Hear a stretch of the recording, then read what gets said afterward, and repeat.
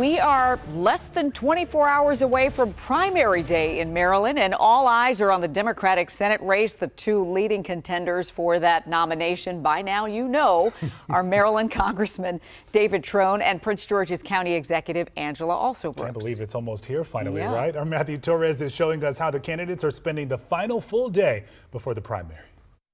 Tonight, the fight for a seat in the Senate heats up one day before the primaries. Prince George's County Executive Angela Alsobrooks greeting Metro riders in Silver Spring. The energy is very high. The latest poll from Emerson College shows a statistical tie. Alsobrooks ahead by 1 point against her opponent, Congressman David Trone, with 12% undecided, but more of those undecided voters leaning toward Alsobrooks. Showing that I have now a slight lead over my opponent in the race. You know, we're in a really great place. We just really need people to come out to vote. This morning in Baltimore, Trone spent part of his day receiving an endorsement from a coalition of black faith leaders. Good morning, everybody. Beautiful day. Federal campaign finance reports show Trone has spent $51 million in the race versus Alsobrooks' $6 million, making his the most expensive campaign in state history. The co-founder of the national chain Total Wine and three-term congressman is supported by the Maryland Attorney General. We've already sent out mailers, knocked on doors, and spoken with so many of you across Maryland. Although Maryland hasn't elected a Republican to the U.S. Senate since 1980, former Governor Larry Hogan, running largely unopposed in the GOP primary, has raised the stakes. Political experts say negative campaign messaging this late in the game is telling. The fact that both of the candidates are now sort of,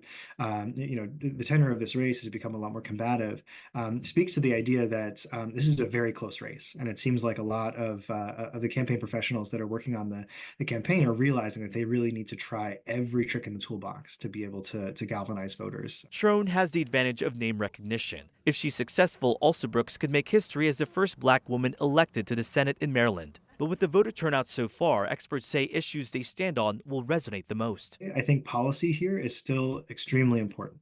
Experts say don't expect a blockbuster turnout tomorrow. More than 151,000 people cast their ballots in person early, which is pretty low. Now, what's at play here is the mail-in ballots. Maryland sent out more than 638,000 mail-in ballots. And as of yesterday, 293,000 mail-in ballots have been turned in. Guys? All right, Matthew, thank you. And right now on our streaming app, WUSA 9 Plus, you can watch our special report, Maryland Decides, the race for Senate.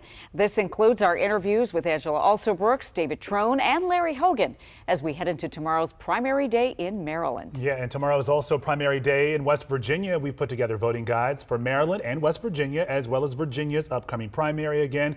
They include who's on the ballot and what issues you're going to be voting on. Just text VOTE to that number, 202-895-5599, and we'll text you back with all the information you need. A link to that information, you can also find it on our website, WUSA9.com.